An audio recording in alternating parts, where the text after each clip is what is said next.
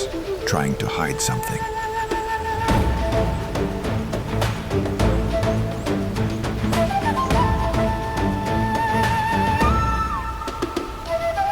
Do you hear? Sometimes quiet, sometimes frantic. After the end, the spreading silence. Nature wonderfully interpreting. The flowing wonder.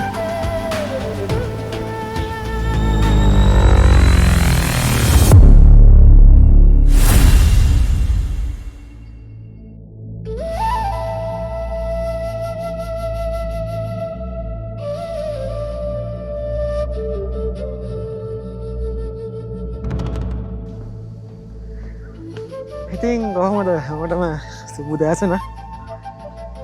අද අපි යන පොඩි ලස්සන දියඇල්ලක් පොඩිවත් නැහැ.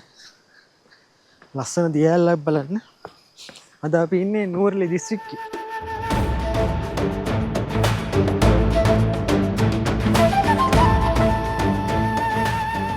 ලස්සන ලක්ෂපාන දියඇල්ල බලන්න තමයි අද මේ අපි යන්නේ. ගමන පටන් ගන්නේ මුලින්ම ලක්ෂපාන දියඇල්ලේ උඩින්. ඉතින් අද ගමනට ඉන්නවා මායි සමුද්‍රය.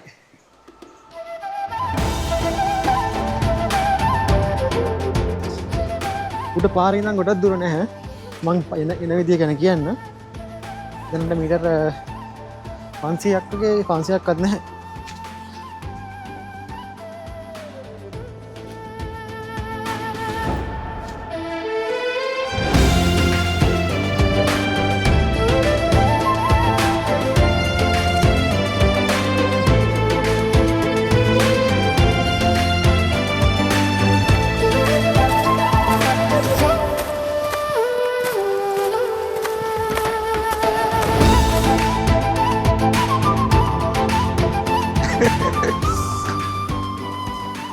මේවා ලොකු ලොකු වලවල් හැදිලා ඈ.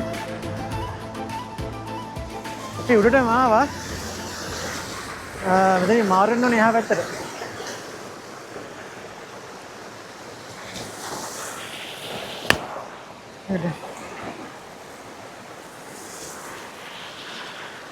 රස කාලේ එනවා නම් පොඩ බලාගෙන ඉන්න. මොකද මේ ඉස්සනවා. මාරු වෙන්න බැරි නේද? මෙතන යන්නේ නේද අපිට?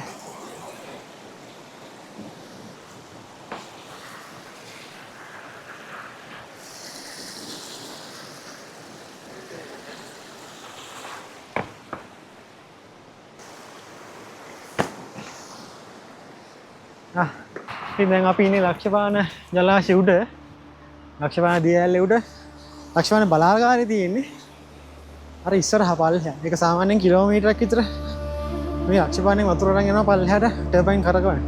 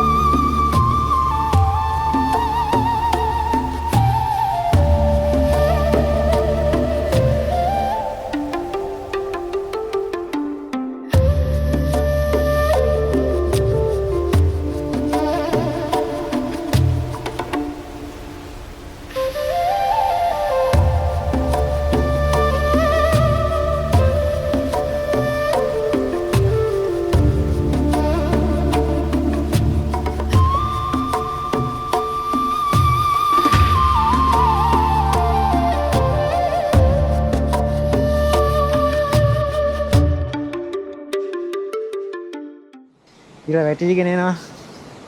මාරම ලස්සනයි. ලක්ෂපාන දියඇල්ල ලංකාවේ දියඇලි වලින් මුසින් 8 වෙනි ස්ථානයේ තියෙන දියඇල්ල තමයි ලක්ෂපාන දියඇල්ල කියන්නේ. ඉතින් ඒක මීටර 126ක් උසයි ඒ වගේමයි ලෝකෙම්ම 625 වෙනි දියැල්ල තමයි මේ ලක්ෂපාන දියැල්ල. මස්කෙලිය නුවරඑළිය දිස්ත්‍රික්කයේ පිහිටලා තියෙන ලක්ෂපාන දියැල්ල සෑහෙන ජනතාවකට විදුලි බලය උත්පාදනයේදී ලොකු දායකත්වයක් ලබා දෙනවා මේ ලක්ෂපාන දියැල්ල. මේ දවස් ටිකේ නම් මේක පායනවා.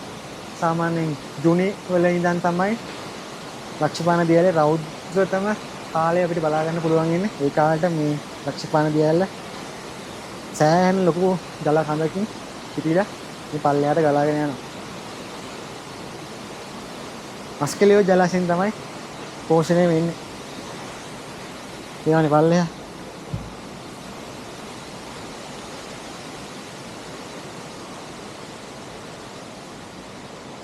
ඉතින් මගේ මං ආසම තවත් එක දියැලක් තමයි ලක්ෂපාන දියැල්ල.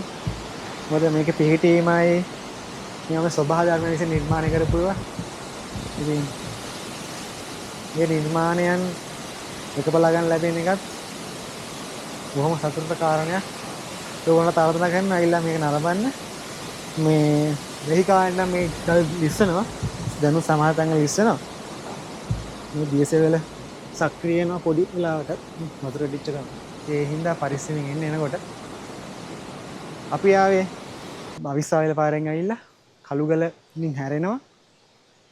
කළුගලින් හැරිලා අපි එනවා හගරපිටියට. හගරපිටියට ඇවිල්ලා හගරපිටියෙන් කොත්තැල්ල තියෙනවා. කොත්තැල්ල ගම්මානේ. කොත්තැල්ල ගම්මානේ කිලෝමීටර් 5ක් වගේ ඉස්සරහට යනකොට තියෙනවා අප ලක්ෂපාන තැනට එන පොඩි පාරක්. ඒක තියෙන මං අත පැත්තේ. ඒ පාරේ ඉඳන් පල්ලෙහාට බහගෙන ආවම තමයි මෙතනට එන්න පුළුවන්. සහ තව පැත්තක් තියෙනවා ගිනිගත් වෙන පැත්තේ. එබැවින් දියැල්ල බලාගෙන ඉන්න පුළුවන්. ඉතින් නෝට් බ්‍රිජ් එකත් ඒකත් තියෙන මේ පැත්තේ. ඒකත් බලාගෙන ලක්ෂපාන දියැල්ල අපිට බලන්න ඉන්න පුළුවන්. ඒක තව පාරක්. පාරවල් දෙකෙන් තමයි එන්න තියෙන්නේ. ඉතින් යන් උඩට පොඩ්ඩක්.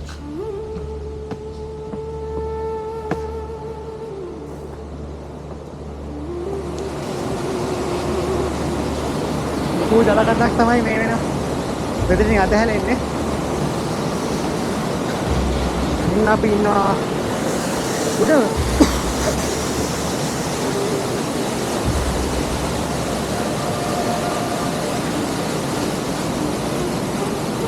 පල්ලෙහාට යන්න.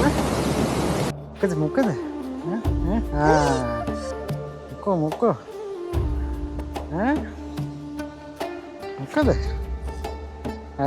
හරි. ලක්ෂපාන දියැල්ලේ උඩ පැයකට වගේ. ඔව්. හොඳට ඉර එළිය වැටෙනකම් පැයක් විතර ඉඳලා ලකින්නද ලක්ෂණ. ඩ්‍රෝන් ෂොට් එක මාරම ලස්සනයි. ඉතින් දැන් යනවා පල්ලෙහාට. මෙතනින් පල්ලෙහාට යන්න දෙනවා ආයි. ඔය අපි ආව පාරෙන් පල්ලෙහාට දෙනවා කඩයක්. කඩපේලිය. හන්දිය. ඒ හන්දිය ළඟ තියෙන චුට්ටි පාරක්. ඉබන්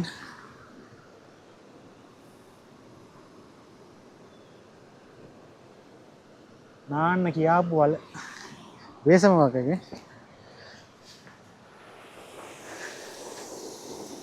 එතන ඉඳන් මේ තියෙන පඩිපෙළ අර බහගෙන යන්න. මේ වගේ තැන්වල එනකොට බලාගෙන පරිස්සමෙන් එන්න. මේ දිස්සනවද? ඒකින්ද බොහොම පරිස්සමෙන් එන්න.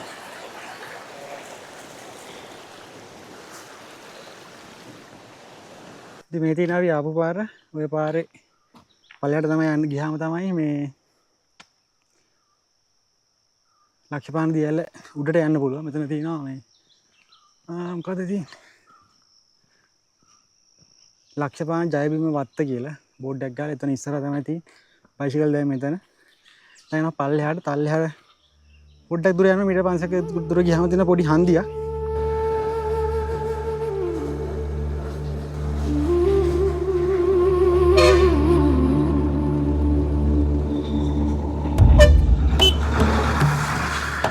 බස් එක මේකල මස්කෙලිය බස් එකේ වුණාට එන්න පුළුවන් එනවද?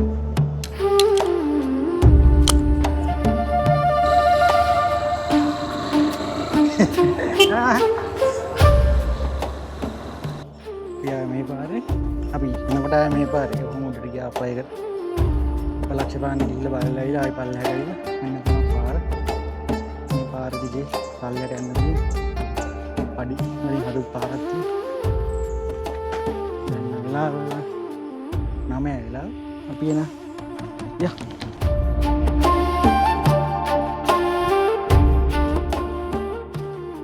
ඉතින් අපි ටික දුරක් යනකොට දකඩ වැටවල් දාලා හදලා තිනවා පාරක් මේ පාර දිගටම යනවා ඉතින් පේනවා ඉතින් ටිකක් බෑවුම වැඩි පඩි වෙලක් තමයි තියෙන්නේ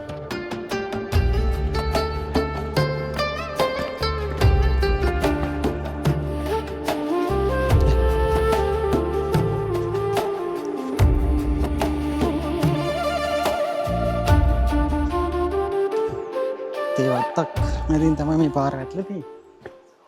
ඉතින් එනවා නම් ඔයගොල්ලෝ උදෙන්ම එන්න මේ මොකද දවල් වෙන්න වෙන්න අවුව සැර වැඩි වුණා කොට අමාරු වෙයි. ඉතින් ඒ හින්දා උදෙන්ම එන්න බලන්න.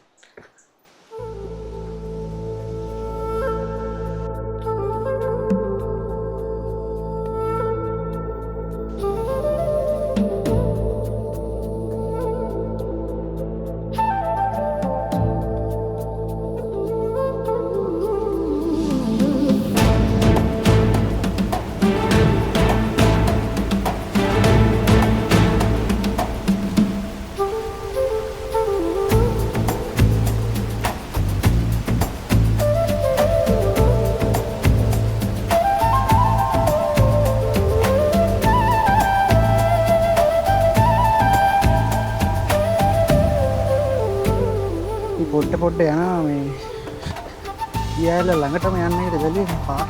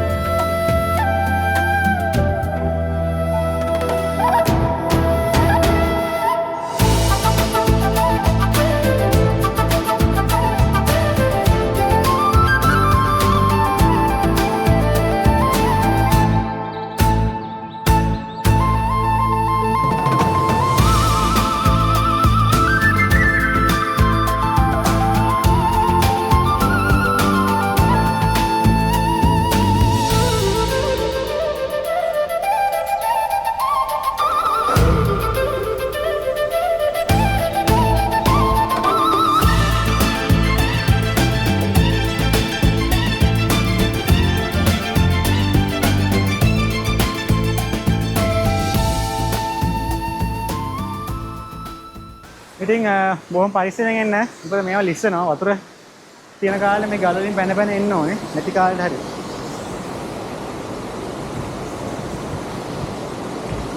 මේ විදිහට බලාගෙන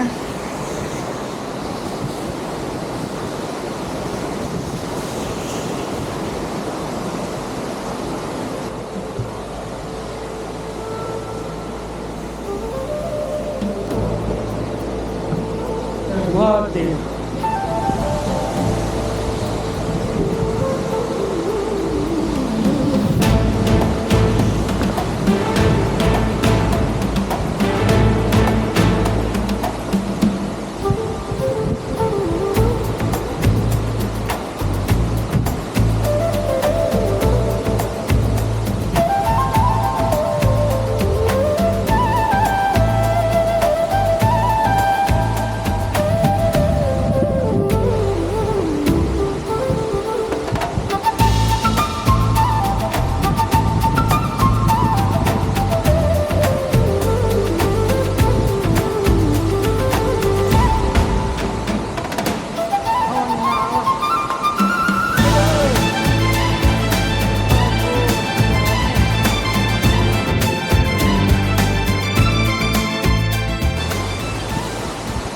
ආය අරහිනන් තමයි මෙතන මෙච්චර දුර ආවේ. අන්න අර පැත්තේ ඉඳන් මෙහෙම ඔහු වටේ ආව. බලාගෙන ඉන්න ගල් සමහර තැන් ඉස්සරහයි. අවබෝධයෙන් ඉන්නමනේ. අර තැන් අඩිය තියලා. ඉතින් මෙතන සෑහෙන ගල් ප්‍රමාණයක් තියෙනවා. ඔය ගල් ඔක්කොම අන්න අර උඩ තියෙන පර්වතයේ කැලි කැලි ගල් කැඩිලා කැටිච්ච ඒවා කියලා හිතනවා. මොකද ඒ උඩ තියෙන ගස් වල මුල් වල ගල් අස්සර ගියාම පැලුම් වෙනවා. ඒ පැලුම ලොකු වෙලා පස්සේ කුට්ටිය පිටින් කටන් වැටෙනවා. නැත්තම් ඉතින් මේ වගේ ඉතර ගල් ප්‍රමාණයක් මෙතනට එන්නේ කියන්නේ.